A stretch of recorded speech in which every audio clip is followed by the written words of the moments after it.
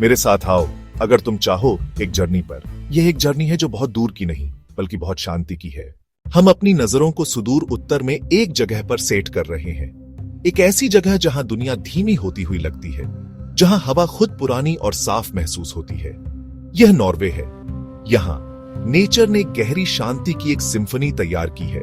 Silent पहाड़ों, फुसफुसाते पानी, endless आसमान का एक कंपोजिशन। हम शोर, जल्दबाजी, हमारा एकमात्र शेड्यूल सूरज का उगना और ढलना है।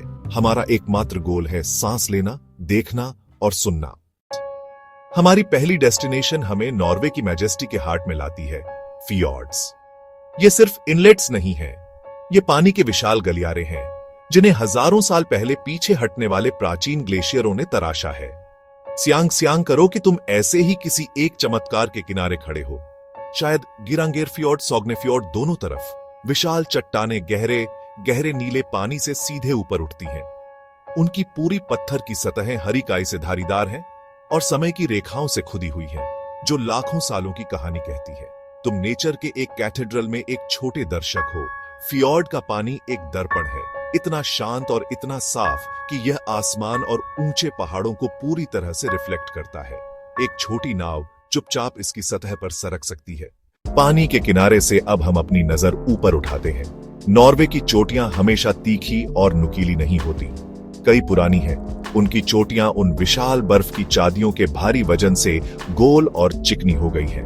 वे सोते हुए दिग्गजों की तरह खड़े हैं, उनके चौड़े कंधे नरम काई, हीथर ऊपरी हिस्सों में, जिद्दी बर्फ के पैच जो गर्मियों में भी बने रहते हैं। ये जोतुन्हेमेन है, दिग्गजों का घर। उनकी उपस्थिति विनम्र और गहरी आश्वस्त करने वाली दोनों है। जैसे ही हम एक अच्छी तरह से चले हुए रास्ते पर धीरे धीरे चढ़ना शुरू करते हैं, नीचे की दुनिया धीरे धीरे पीछे हट जाती है। हवा ठंडी, साफ और पतली होती जाती है, आपको अपनी गति से चलने, जब चाहे रुकने और आमंत्रित करता है। हम रुकते हैं। यह एक ऐसा सन्नाटा है जो आत्मनिरीक्षण को प्रोत्साहित करता है। जैसे ही सूरज धीरे धीरे ढलता है, वह चोटियों को एक नरम, सुनहरी रोशनी में नहलाता है। पहाड़ों से उतरकर हम अपने आप को अनगिनत झीलों से भरे लैंडस्केप में पाते हैं। ये जल निकाय नॉर्वेजियन इंटीरियर के गहने हैं। हम ऐसी ही एक झील के किनारे पहुंचते हैं, शायद लेक हॉर्निंडाल्सवाटनेट या एक छोटी अनाम टारन जो एक माउंटेन सर्क में ऊंची जगह पर बसी है।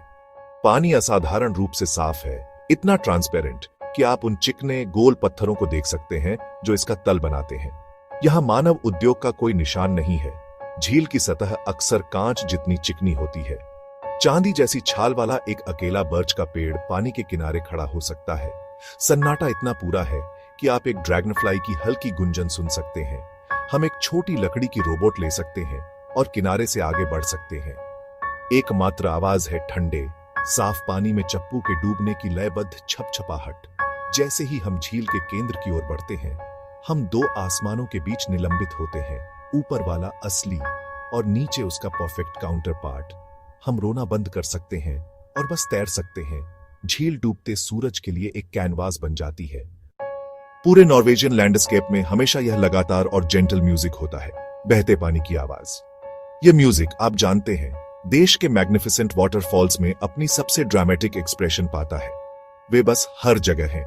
हम इनमें से एक शानदार दृश्य के सामने खड़े हैं, शायद गिरांगर फ्योर्ड में प्रसिद्ध सेवन सिस्टर्स वाटरफॉल। पानी की 7 अलग अलग धाराएं अंधेरे चट्टान के चेहरे से नीचे नाचती और बुनाई करती है। आवाज बाहरी नहीं करती, बल्कि एक शक्तिशाली और लगातार कोरस है। हम एक छोटी धारा का अनुसरण करते हैं, जैसे यह एक जेंटल ढलान से नीचे गिरती है। आप अपना हाथ धारा में डुबो सकते हैं। पानी बर्फीला, ठंडा और सांस लेने लायक शुद्ध है। यह पहाड़ के दिल से सीधा संबंध है। इस भूमि के जंगली, अदूषित सार का स्वाद है, जैसे आपकी अपनी चिंताएं और तनाव धारा के साथ बह रहे हैं। इन झरनों की आवाज, दृश्य और अनुभव मिलकर एक गहरा शुद्ध करने वाला और कायाकल्प करने वाला अनुभव बनाते हैं। यह नेचर की अपनी थेरेपी का रूप है, एक सरल और शक्तिशाली रिमाइंडर। पहाड़ों, फ्योर्ड्स। अब हम नॉर्वेजियन जंगल की गहरी, शांत दुनिया में कदम रखते हैं। यह गहरे हरे और मिट्टी के भूरे रंग का एक क्षेत्र है, एक ऐसा अभयारण्य जहां प्रकाश फिल्टर्ड और नरम होता है।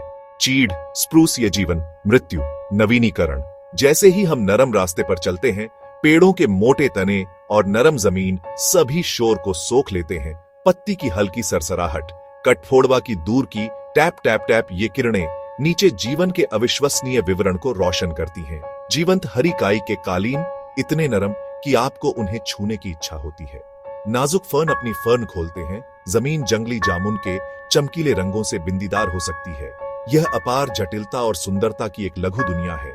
ऐसे जंगल में समय बिताना आश्रय और संरक्षित महसूस करने की भावना है। ऊंचे शांत पेड़ प्राचीन अभिभावकों की तरह खड़े हैं, गहरी सांस लेने, मन को शांत करने की जगह। जैसे ही हमारी जर्नी जारी रहती है, सूरज ढलता है और एक अलग तरह का जादू सामने आने की तैयारी करता है। खासकर अगर हम सर्दियों के महीनों में सुदूर उत्तर में हों।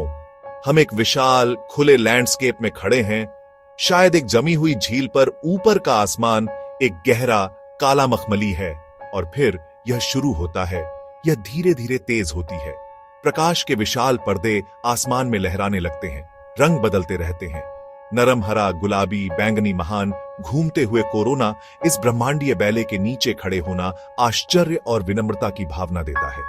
यह ब्रह्मांड की विशाल और रहस्यमय शक्तियों का रिमाइंडर है। विचार, चिंताएं, जिम्मेदारियां गायब हो जाते हैं।